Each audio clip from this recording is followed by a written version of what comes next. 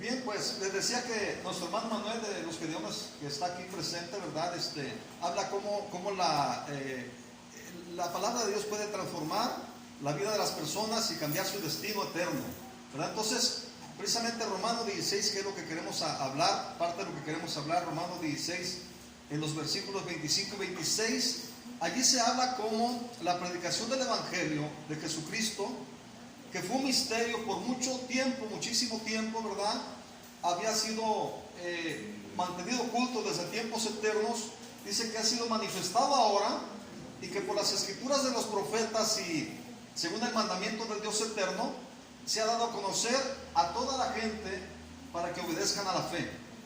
Ese es el verdadero propósito. Entonces, se trata del último capítulo de la carta a los romanos y es un capítulo lleno de saludos, si usted observa, ¿verdad? Tanto de Pablo hacia a la iglesia, ¿verdad? Que la está mandando, y saluden a fulano, a sutano, como también saludos de otros que mandan a través de Pablo para los que están allí en esa iglesia, ¿verdad? Entonces, pero ahí en medio de tanto saludo y una gran lista de nombres, como usted puede observar que están ahí, como una aguja entre un pajar, ¿verdad? Este mensaje del apóstol Pablo. Les invito a que le demos lectura desde el versículo 24. Dice aquí, Romanos 16, 24, dice: la gracia de nuestro Señor Jesucristo sea con todos ustedes. Amén. Y enseguida dirige una alabanza a Dios. Le dice, en partir del versículo 25, dice: y al que puede confirmarles según mi evangelio y la predicación de Jesucristo, según la revelación del misterio que se ha mantenido oculto desde tiempos eternos, pero que ha sido manifestada ahora, y que por las escrituras de los profetas, según el mandamiento de Dios eterno, se ha dado a conocer a todas las gentes para que obedezcan a la fe. Al único y sabio Dios, escuche, sigue dándole alabanza y gloria. Al único y sabio Dios sea gloria mediante Jesucristo para siempre. Amén. ¿Verdad? Y vemos pues que, ¿para qué fue revelado el Evangelio? Pues no solamente para saber que hubo una buena noticia de parte de Dios para nosotros, ¿verdad? Sino para someternos a Él, para que lo obedezcamos el Evangelio. Hay una gracia que opera en nosotros produciendo fe, ¿verdad? A la palabra de fe que fue predicada, ¿verdad? Dios usa diferentes canales, ¿verdad? Así como puede ser directamente la palabra de Dios y Dios revelarse a su vida. Vemos el caso del apóstol Pablo, cómo se le reveló Jesús directamente y le habló hasta audiblemente, ¿verdad? Pero también Dios puede usar la predicación de la palabra a través de vasos que pueden ser instrumentos útiles en sus manos, porque nos ha dado ese ministerio también, ¿verdad? Dice que nos ha dado el ministerio de la reconciliación, ¿verdad? Pero que así como Cristo, Dios estuvo en Cristo reconciliando al mundo consigo mismo, ¿verdad? Dice que así también Cristo está en nosotros, dice, como rogando a otros que se conviertan a Él, ¿verdad? O le conozcan. Y vemos pues que le da la gloria, ¿verdad?, a Dios por su sabiduría, porque aunque dice que fue escrito esto por los profetas, lo hicieron según el mandamiento del Dios eterno. Eso estaba ya preparado por Dios, ¿verdad? Y por eso vemos que le da la gloria por ello al único y sabio Dios, sea gloria mediante Jesucristo para siempre. Amén. Y quiero invitarle a que vaya a primera de Juan 3:8. Aquí nos dice que el que practica el pecado es del diablo, dice, porque el diablo peca desde el principio. Y así estábamos nosotros, ¿verdad?, en esta condición, todos sin excepción, y así está toda la humanidad. Pero también nos dice para esto apareció el Hijo de Dios. ¿Para qué apareció el Hijo de Dios? Dice, para deshacer las obras del diablo. Y mire, algo pasaba cuando la gente tenía un encuentro con Jesús. Y yo creo que ahora directamente a través de la palabra, ¿verdad? Dios puede tener una revelación directa a la vida de las personas, ¿verdad? Pero cuando estaba Jesús aquí, con su cuerpo encarnado, semejante al nuestro, ¿verdad? Cuando la gente tenía un encuentro con Él, personal con Él, por ejemplo, aquella mujer, ¿verdad?, que derramó el vaso de alabastro, el frasco de alabastro, ¿verdad? No dice la palabra que era pecadora. Le voy a invitar a que vaya a Lucas 7, a partir del versículo 36. Mire usted cómo el perdón de Jesús deshizo su deuda, ¿verdad? O esa condición de deuda para levantarla en alas de salvación y llenarla de su paz. Lucas 7:36, aquí nos dice la palabra de Dios, dice que uno de los fariseos rogó a Jesús para que comiese con él, y habiendo entrado en casa del fariseo, se sentó a la mesa y allí estaba Jesús.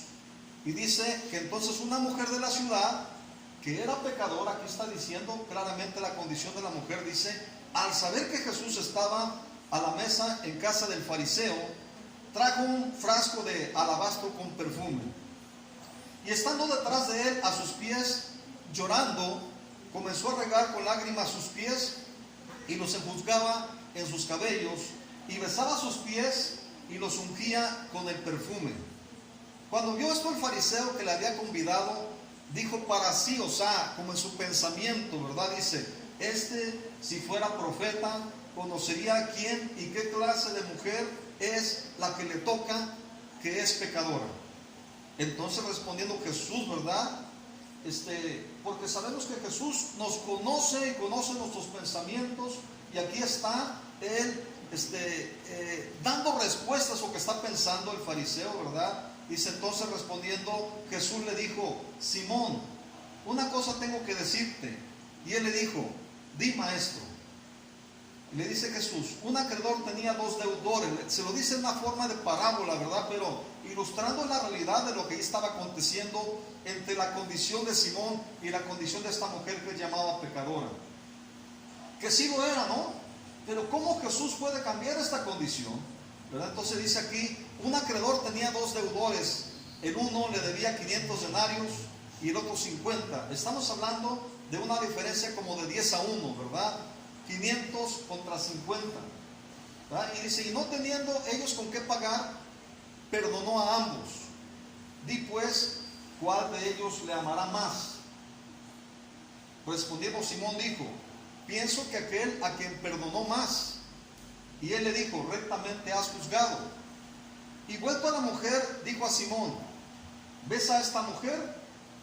Dice, entré a tu casa, porque la había invitado Simón, el fariseo, a su casa, dice, y no me diste agua para mis pies. Escuchen, esto era algo que cuando un anfitrión invitaba a su casa era parte como del protocolo de ser un buen anfitrión, ¿verdad? No le dio agua para sus pies, dice, ¿verdad? Dice, entré a tu casa y no me diste agua para mis pies, mas esta ha regado mis pies con lágrimas y los he enjugado con sus cabellos. No me diste beso, mas esta desde que entré no ha cesado de besar mis pies. No ungiste mi cabeza con aceite, mas esta ha ungido con perfume mis pies. Y por lo cual digo que sus muchos pecados le son perdonados, porque amó mucho, mas aquel a quien se le perdona poco, poco ama. Y a ella le dijo, tus pecados te son perdonados. ¿Ya? Y los que estaban juntamente sentados a la mesa comenzaron a decir entre sí, ¿quién es este que también perdona pecados? Pero él le dijo a la mujer, tu fe te ha salvado, ve en paz. Y mis queridos hermanos, Jesús no está ya aquí presente con su cuerpo semejante al nuestro, ¿verdad? Con el que se encarnó, como el verbo de vida, como estaba anunciado, y se cumplió el tiempo que viniera a esta tierra, como Emmanuel, Dios con nosotros. Él cumplió su ministerio de venir a darnos salvación, de venir a traer el reino de Dios, ¿verdad?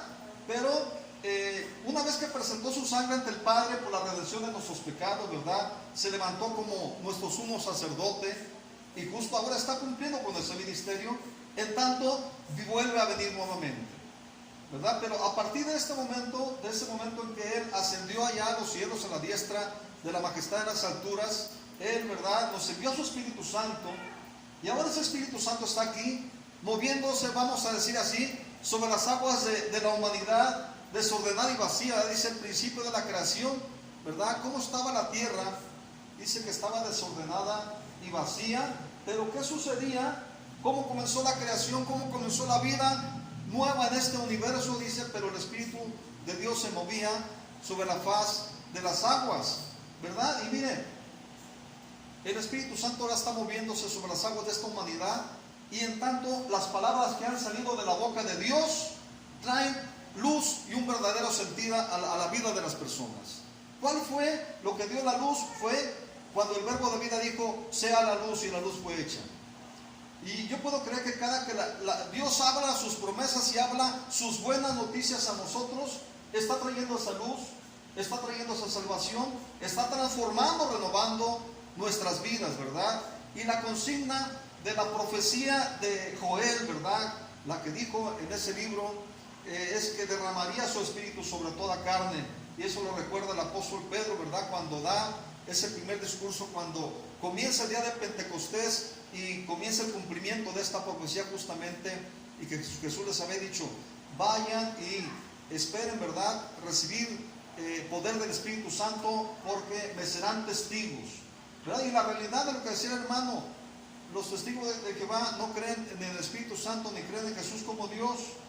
Al Espíritu Santo le llaman fuerza activa, ¿verdad? Es así, lo traducen en el Génesis, y en realidad si es una fuerza, entonces no es Dios, ¿verdad? Usted, una vez le pregunté a uno, oye, ¿tú has recibido el Espíritu Santo? Bueno, eso fue en un tiempo pasado, pero ya ahorita ya no se necesita. Ellos tienen lo que se llama el cesacionismo. Ellos creen que ya el Espíritu Santo ya no tiene nada que ver aquí, que solamente hubo un tiempo y ya se acabó esa labor del Espíritu Santo, ¿verdad? Entonces, pero el Espíritu Santo está aquí moviéndose, ¿verdad? Y entonces no va a venir Jesús hasta que el Evangelio se dé a conocer en todo el mundo. Es una de las señales de los tiempos del fin. Más lo que sucederá con el pueblo de Dios, Israel, ¿verdad? Ahí donde Dios ha dado sus promesas, muchas cosas que están aconteciendo y que se está cumpliendo lo que está escrito en la palabra de Dios. Entonces, mire, nuestra oración debiera ser que tanto por el reparto de los Nuevos Testamentos o por Biblias que usted regala, ¿verdad? Como por la predicación de la palabra, la gente puede encontrarse con la vida y el Espíritu de Jesús, ¿verdad? Con el perdón y la salvación del Señor, como ocurrió con esta mujer que estamos hablando aquí en este fragmento de Lucas 7, ¿verdad? ¿Qué pasó con esta mujer? Ella derramó su amor, ¿verdad? Se acercó a Jesús llena de arrepentimiento por su vida pasada, ¿verdad? No se acercó creyendo que era buena, ¿verdad? Y justificándose o autojustificándose, como vamos a decir así, era parte de lo que caracterizaba a los fariseos, ¿verdad? El querer justificarse, ¿verdad? La justicia propia que dice Dios que es como trapos de inmundicia para él, ¿verdad? Entonces, ¿cuál sería su pecado? Pues algunos sugieren que podía tratarse de una mujer que vendía su cuerpo, o prostituta, ¿no? Pero eso no importa, escuche bien. Todos los que nos acercamos a Jesús, sea cual sea nuestro pecado, sean estos mayores o menores que los de otros, ¿verdad? Porque aquí estamos viendo que Jesús hace una comparación, ¿verdad? Con una especie de parábola, y dice, un acreedor tenía dos deudores, uno le debía 500 denarios, otro le debía 50. Ahí está ilustrando que algunos a lo mejor podemos sentirnos que debemos 500 denarios, un gran dinero o una gran deuda por nuestros pecados, ¿verdad? Y otros que a lo mejor sentimos que son pequeños y hasta a veces decimos, no, mira, yo soy bueno, yo no mato a nadie, no he hecho esto, no he hecho lo otro. Sin embargo, escuche bien, estamos aquí porque todos somos pecadores, porque fuimos destituidos de la gracia de Dios, fuimos echados fuera del Edén, fuera de la presencia de Dios. Y la buena noticia es que Jesús ha venido justamente a meternos nuevamente a la presencia de Dios. Ha venido a abrirnos la puerta, ha venido a traer su reino, ¿verdad? El reino de Dios ha venido a esta tierra, ha venido a nuestras vidas. Y vemos pues que sean cualquiera los pecados, ¿verdad?, que mayores o menores que los de otros, absolutamente nadie sin excepción tenemos con qué pagar nuestra deuda vamos a decir, con el Supremo Tribunal de Justicia Celestial. No tendríamos con qué pagar nadie absolutamente, sean menores o mayores. Porque lo único que paga y que ha determinado Dios en su soberana voluntad, que sea por medio de la obra salvadora de Jesús, ¿verdad? El que tenga esa salvación. Por eso fue el sumo sacerdote que se identificó con nosotros y que se hizo semejante a nosotros para darnos salvación. Dice el libro de Hebreos, no se hizo semejante a los ángeles, se hizo semejante a nosotros porque era para nosotros la salvación. Porque para los ángeles rebeldes ya hay un destino eterno, ¿verdad? Y ahora Jesucristo nos quiere salvar de ir a ese destino eterno, que significa la muerte, ¿verdad? Con Satanás y sus demonios. Y la buena noticia es que nuestro Señor Jesús, nuestro Salvador, compró con su sangre para nosotros un perdón gratuito, un perdón que es por gracia, para dárnoslo a todo aquel. ¿Cuál es el requisito? Que creamos en Él, y nos lo ofrece para que podamos ser librados de esa ira venidera, ¿verdad? Y así como Jesús le dice al fariseo: Simón, una cosa tengo que decirte. Yo puedo creer que así también a cada uno de nosotros nos dice que rompamos nuestros límites y no valoremos a nadie, ni aún a nosotros, ¿verdad? Conforme a nuestro carácter o nuestra conducta pasadas o viejas que teníamos.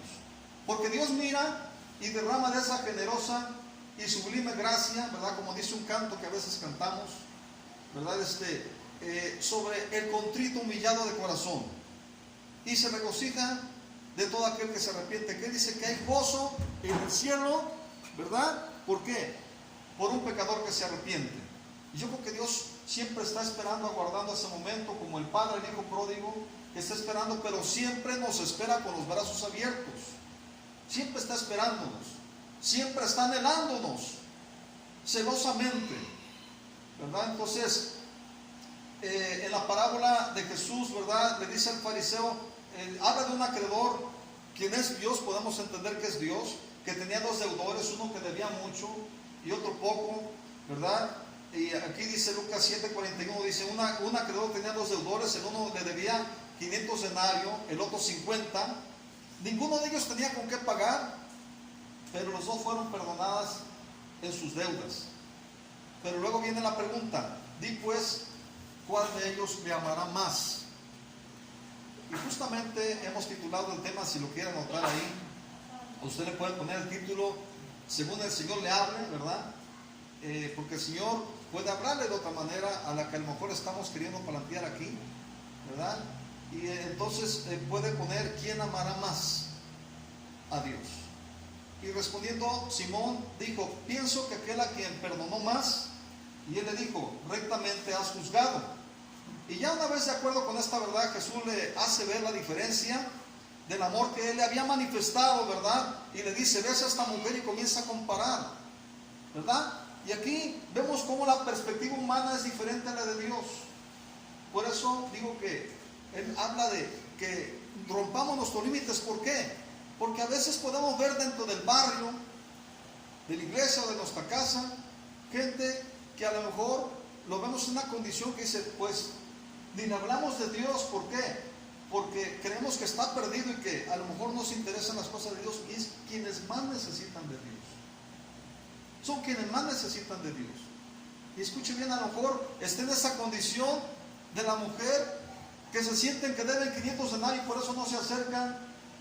Pero escuche bien, a lo mejor pueden llegar a esa condición por el toque de la palabra de Dios, de que sean de los que más amen, porque sienten que más les ha sido perdonado.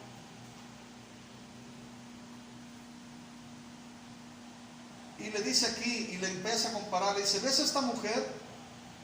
Entré en tu casa y no me diste agua para mis pies, mas esta ha regado mis pies con lágrimas y los he enjugado con sus cabellos.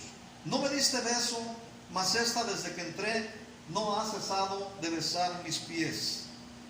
No ungiste mi cabeza con aceite, mas esta ha ungido con perfume mis pies. Por lo cual te digo que sus muchos pecados le son perdonados, porque amó mucho. Mas aquel a quien se le perdona poco, poco ama. Y a ella le dijo, tus pecados te son perdonados.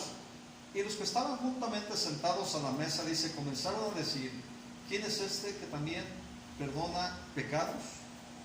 ¿Verdad? Pero él dijo a la mujer, tu fe te ha salvado, ve en paz. Y escuche bien, mas aquel a quien se le perdona poco, poco ama.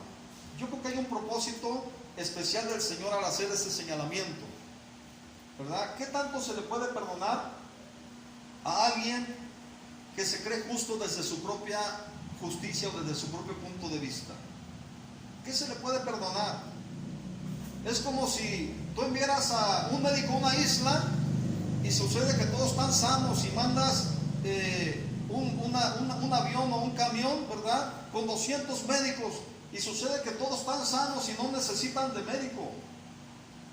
Y sucede que en otro lugar se están muriendo y ya se necesitan médicos y no hay médicos. ¿Sí me estoy explicando? ¿Y qué se le puede perdonar? No por nada, en Mateo 6, cuando se refiere a la oración, el ayuno, a las ofrendas, ¿verdad? Nuestro Señor nos advierte que no seamos como los hipócritas, así nos dice, ¿verdad? Dice que hacían como, ¿por qué hacían estas prácticas? Eran cosas que nuestro Señor Jesús, vamos a decirlo así, lo decía como si lo estuviéramos haciendo, ¿verdad? Dice, cuando hagas esto, no dice si tú haces esto. Daba por hecho que lo estábamos haciendo, ¿verdad? Dice, lo hacían como con la intención de ser visto por los hombres y no para Dios.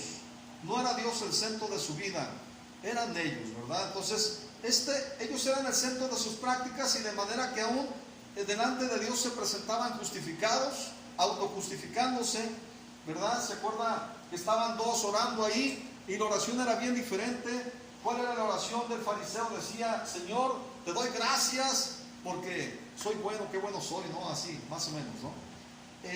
Porque ayuno 2 veces a la semana, doy mis diezmos y etcétera, etcétera. Relataba lo que él hacía, refiriéndose a su justicia personal, ¿verdad? Pero ¿qué pasaba con el pecador? Decía, te doy gracias porque no soy como este pecador que está al lado de él. Y dice que la persona a un lado ni siquiera quería voltear al cielo y golpeaba su pecho diciendo, Señor, hazte propicio a mí, que soy pecador. No creía merecerlo, pero le pedía que se hiciera propicio a él. Y dice, de cierto os digo que regresó a su casa justificado. Porque la justificación, ¿verdad? La sabiduría, la redención, la santificación, ¿en dónde está puesta? En Jesús. Allí nos ha sido puesta y está disponible para cada uno de nosotros, ¿verdad? El reconocimiento de la condición de la cual Dios puede levantarnos es bien importante, ¿verdad? Mire, Mateo 9:10. Mateo 9:10 dice, y aconteció que estando él sentado, o sea Jesús, a la mesa, en la casa, dice, he aquí que muchos publicanos y pecadores que habían venido, se sentaron juntamente a la mesa con Jesús y sus discípulos. Cuando vieron esto los fariseos, dijeron a los discípulos, ¿por qué come nuestro maestro con los publicanos y pecadores? Al oír esto Jesús les dijo, los sanos no tienen necesidad de médicos, sino los enfermos. ¿Por qué comía con pecadores, verdad? Y publicanos, se le juzgaba por eso, ¿verdad? Decía, los sanos no tienen necesidad de médico, sino los enfermos, ¿verdad? Y la iglesia somos como un hospital, como dice nuestro pastor Naúm, que hemos venido y todos necesitamos restauración de una cosa o de otra, ¿verdad? Pero somos como un hospital. Pero la obra que empezó en un día, ¿verdad? Dice que irá perfeccionándola hasta los tiempos del fin, hasta los tiempos que Él venga. Y dice que entonces le veremos cara a cara, ¿verdad? Los sanos no tienen necesidad de médicos, sino los enfermos. Y luego dice nuestro Señor Jesús, id pues y aprender lo que significa, misericordia quiero y no sacrificio, porque no he venido a llamar a justos, sino a pecadores al arrepentimiento. ¿Verdad? ¿Qué pasaba cuando Juan el Bautista, decía nuestro Señor Jesús? ¿Quiénes? Les decía a los fariseos, ¿verdad? Que vino Juan el Bautista llamando al arrepentimiento, y dice, no le creyeron. ¿Quiénes fueron los que le creyeron? Dice, los publicanos y las prostitutas. Dice, ellos irán delante en el reino de Dios. Lo que se trata es de creer, no importa la condición que tenga la persona, no importa la condición vieja que podamos haber tenido, ¿verdad? Lo que importa es que Él ha venido a cambiar nuestro destino en esta tierra y aún más allá de esta tierra, ¿verdad? Y por eso vemos aquí que dice, ves a esta mujer que no sabemos su nombre, pero la pone como un ejemplo por generaciones, y ahí es puesta para que se recuerde todo esto que esta mujer manifestó de su corazón a Jesús, ¿verdad? Y la comparación que hace Jesús con respecto al fariseo nos dice que no la autosuficiencia, el creer que nosotros podemos, porque es nuestra dependencia Y es el tener a Jesús o a Dios como nuestra suficiencia, en donde tenemos todo y fuera de Él no tenemos nada. ¿Ah? Y si no, solamente el corazón quebrantado puede expresar justamente ese sentirse, como aborrecer esa condición en que estamos, ¿verdad? Y una admiración también por la misericordia de Dios y por la gloria y la hermosura del Evangelio de Cristo. Es ahí donde podemos ver, valorar, ¿verdad? A través de, con un corazón quebrantado, contrito, humillado, y no creyendo que tenemos todo, vamos a decir, la tenemos hecha, ¿no? Y un corazón así puede sentir dolor por sus impiedades, pero también un gran amor por Jesús. ¿Por qué? Porque es el Cordero que quita el pecado del mundo, y por el cual le han sido perdonados, o nos han sido perdonados y colocados en vida nueva, como dice la palabra, según la promesa que hizo a su pueblo, y también es para nosotros, ¿verdad? Que dice, vendrán días en donde haré un nuevo pacto, y que dice, les daré ¿qué? Un nuevo corazón, un nuevo espíritu, y pondré en ellos mi Espíritu Santo, y entonces haré. Es ahí donde Él puede hacer a través de su Espíritu Santo, pero nos pone un corazón nuevo y un espíritu nuevo, ¿verdad? ¿Para qué? Para que, como un volver a nacer, como un renacimiento por la palabra de Dios.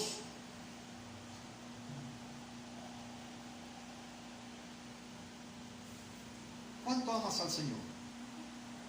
¿De qué manera le adoras? ¿Y de qué manera le expresas tu gratitud? ¿Qué tanto dedicas tu vida a buscarle, a servirle?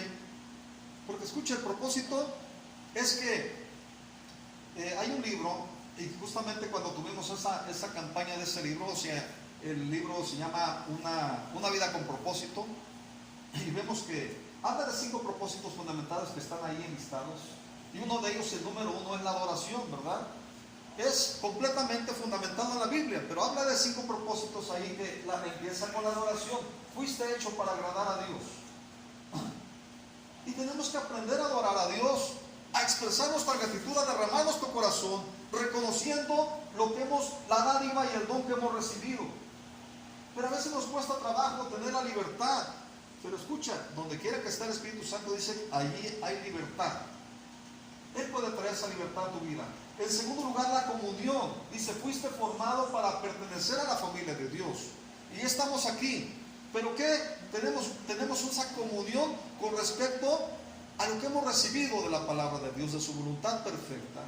El discipulado. Dice, fuiste creado para ser como Cristo, ¿verdad? Ser renovados cada día en esa vida de relación personal que cada uno tenemos.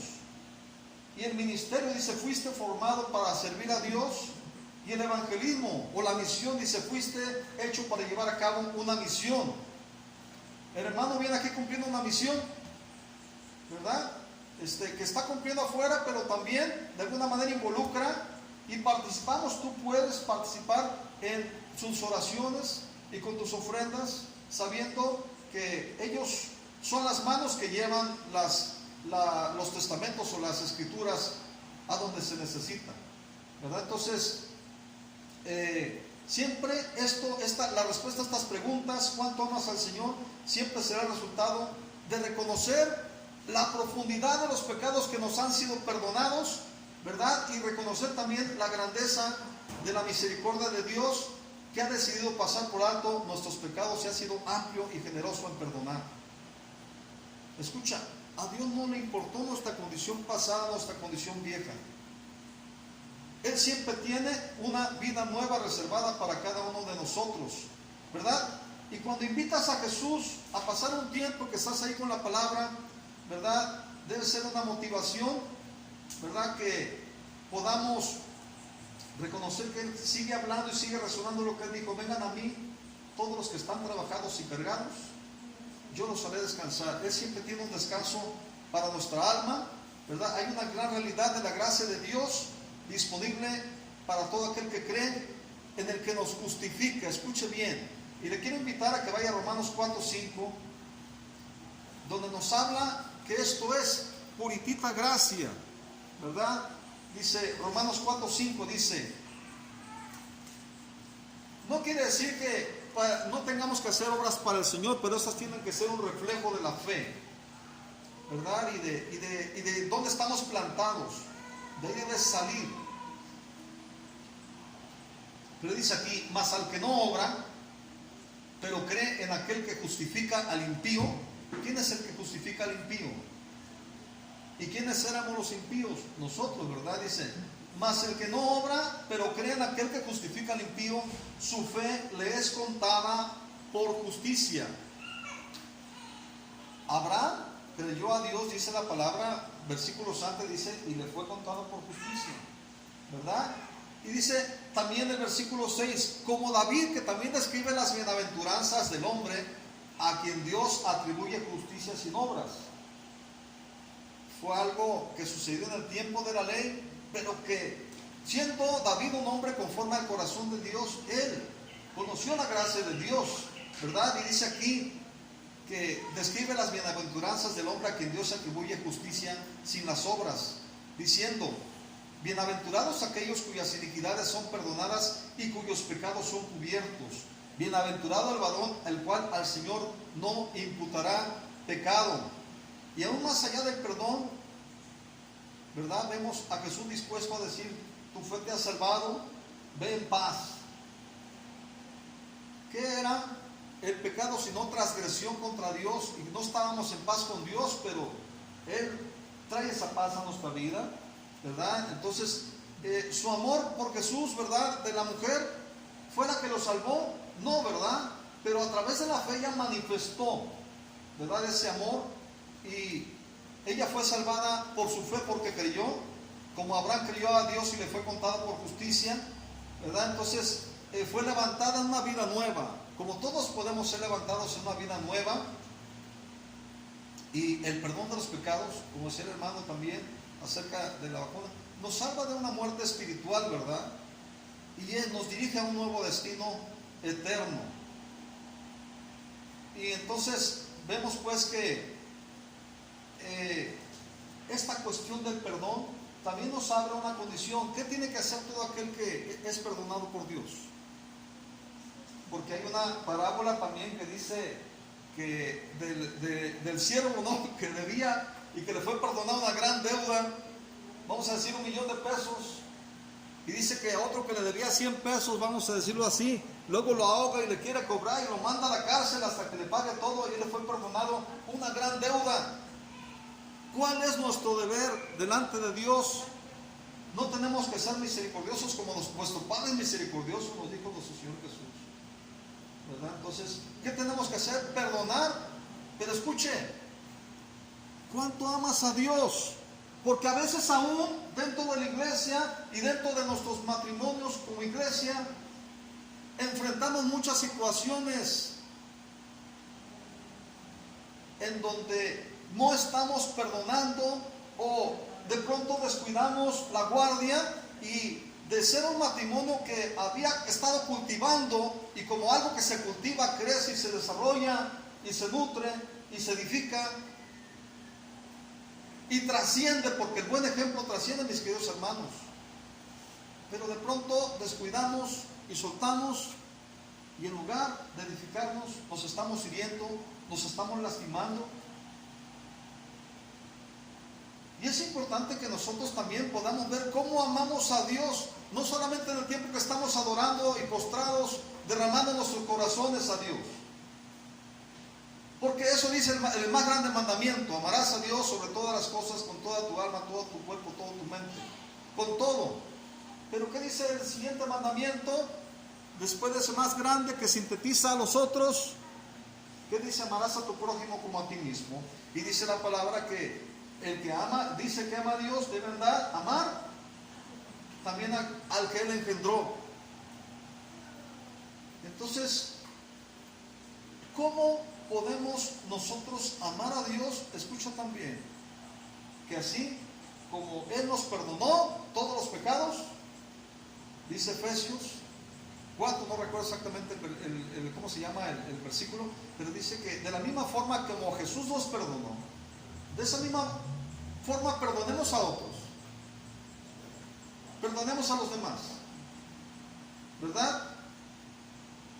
al que mucho perdona, amará más. Escuche bien, ese es un principio que usted puede conocer, no solamente con Dios, porque cuando tú eres consciente de esa realidad de cuánto te ha sido perdonado,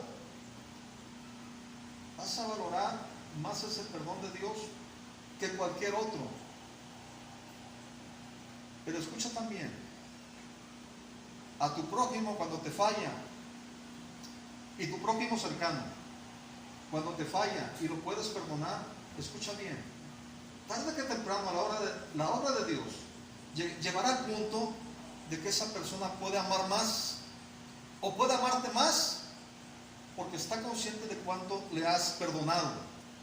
Porque al que más se le perdona, más puede amar. Y a veces nos perdemos de esta bendita realidad cuando nosotros no estamos siguiendo este principio de ser perdonado, recibir el perdón y de poder perdonar y soltar como si nada hubiese acontecido o como si nada nos hubieran hecho. Como estuvo nuestro Señor Jesús ahí en la cruz del Calvario y dijo: Padre, perdónalos porque ellos no saben lo que hacen. Y a veces no sabemos lo que hacemos, pero escucha, Él decidió saldar esa deuda, ¿verdad? Y perdonarnos de todo lo que le fue hecho, inmerecidamente, porque Él estaba cargando nuestro pecado. Finalmente, Isaías 43, 18 dice: no te acuerdes de las cosas pasadas, ni traigas a memoria las cosas antiguas. He aquí que yo hago cosa nueva, pronto saldrá luz. ¿Cómo lo sabréis? Otra vez haré camino en el desierto y ríos en la soledad. Es como si nos dijera el Señor: aunque hayas cometido muchos errores, yo he pagado por cada uno de ellos en la cruz del Calvario. Por tanto, no des por perdido, ¿verdad?, lo que yo he preparado para tu vida.